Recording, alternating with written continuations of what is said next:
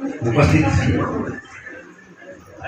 अतिशय मोठमोठी मान्यवर मंडळी आपल्या या 22व्या वर्धापन दिनासाठी लाभलेले आहे।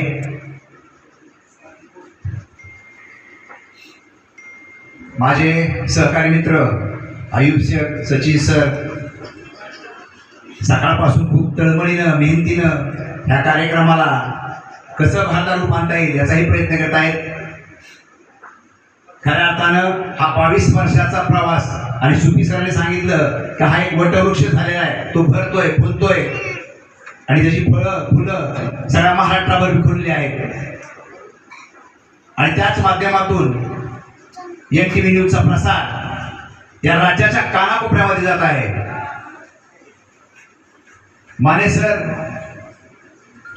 तुमचं काम बहुतांशी सर्वच आमच्या प्रतिनिधीला माहीत आहे आणि असणं गरजेचं आहे, कारण त्या माणसाचं कामच संपूर्ण महाराष्ट्राच्या कानाकोपऱ्यात नव्हे, राजकीय क्षेत्रापासून सामाजिक क्षेत्रापासून सर्वच क्षेत्रामध्ये उल्लेखनीय आहे।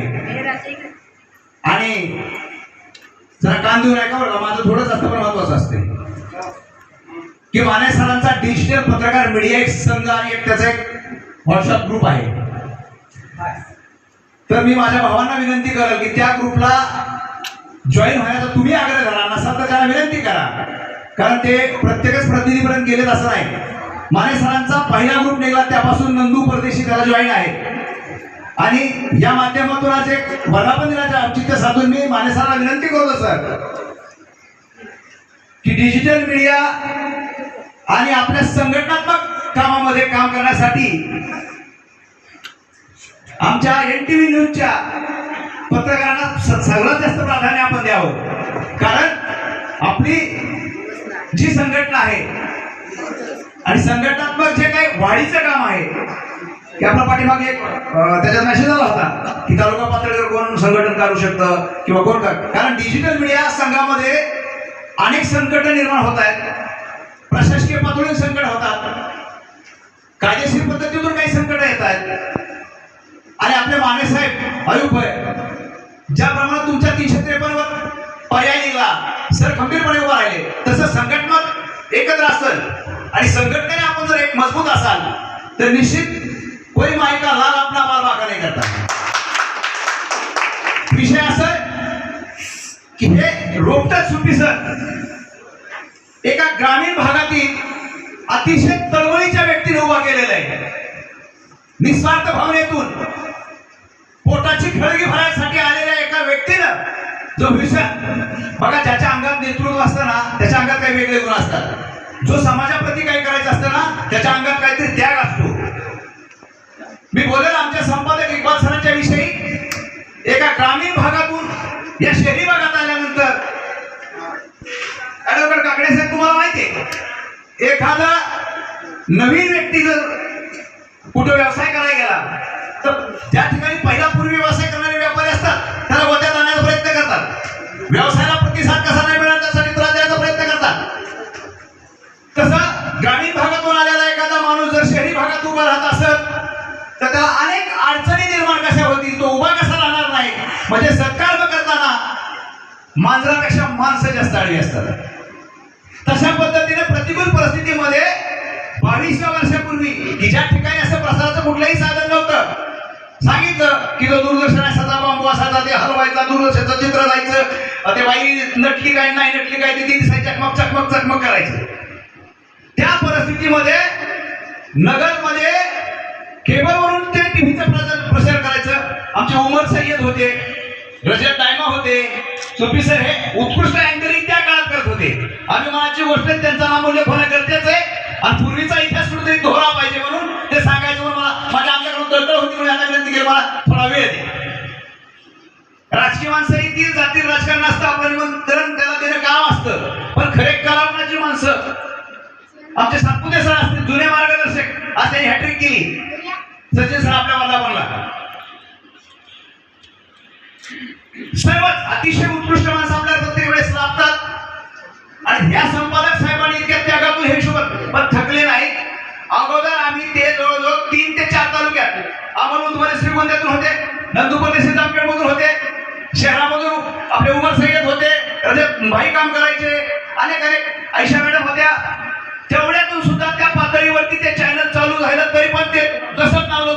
आमचं. आम्हाला अभिमान वाटतो तुम्हाला एवढा एक पुढे होऊन तुम्ही करायला लागले, सगळं करायला लागले. आणि सगळ्यात महत्वाचं, मान खाली घातलेले मान वर करा. आणि महत्वाचं आहे का की दरवर्षी सचिन बिद्री सर उस्मानाबाद जिल्हा अग्रगण्य का ठरतो हा प्रश्न तुम्ही तुमच्या स्वतःला विचारा, कारण तुम्ही तुमच्या कामात कमी पडता. आयुब भाई असतील, सचिन बिद्री असतील, अहोरात्र काम करतात.